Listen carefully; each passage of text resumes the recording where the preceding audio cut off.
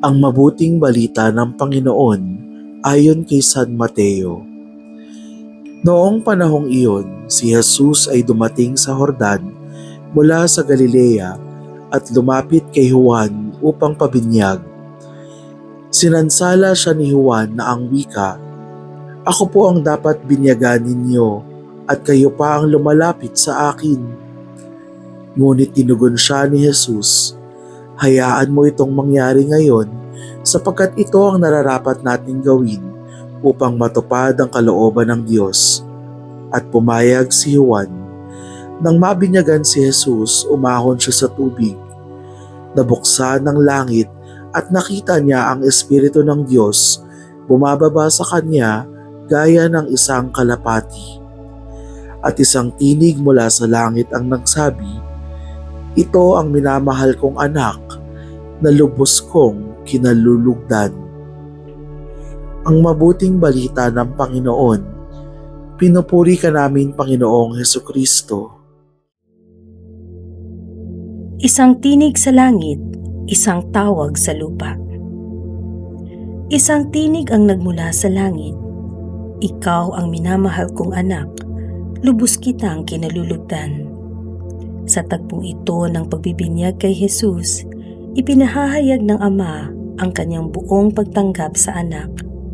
Isang tinig ng kumpirmasyon, pag-ibig at pagkilala ang narinig mula sa langit.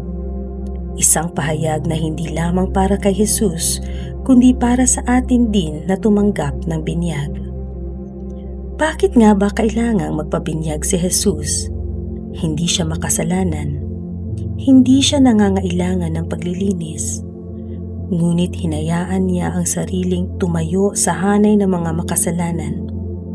Nakipamuhay siya sa atin upang matubos tayo. Ang kanyang pagbibinyag sa Ilog Jordan ay paunang larawan ng kanyang pagtalima sa kalooban ng Ama hanggang sa krus. Sa Ebanghelyong ito, may tatlong mahalagang tagpo. Una, ang paglapit ni Jesus upang magpabinyag. Ikalawa, ang pagbubukas ng langit at pagbaba ng Espiritu. At ang ikatlo, ang tinig ng Ama. Ang pagsasama-sama ng tatlong ito ay pagpapakita sa atin ng presensya ng banal na isang tatlo. Ang Ama, ang Anak, at ang Espiritu. Sa ating sariling binyag, ganito rin ang nangyari. Itinaas tayo sa pagiging anak ng Diyos, tinanggap ang Espiritu Santo, at naging bahagi ng katawan ni Kristo. Ngunit ang tanong, namumuhay ba tayo ayon sa ating binyag? Madalas ay nakalilimutan natin na ang binyag ay hindi lamang seremonya kundi misyon.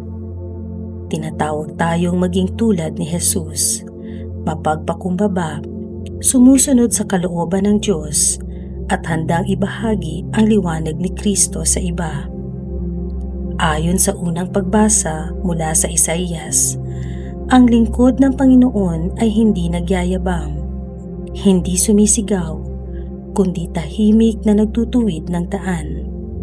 Siya'y banayad ngunit matatag, mapagpakumbaba ngunit may kapangyarihang mula sa Diyos. Ito ang hamon ng ating binyag, hindi lamang ang tanggapin ang biyaya, kundi ang maging daluyan nito. Hindi sapat na tayo'y nabinyagan, tayo rin ay tinatawag na maging binyagan.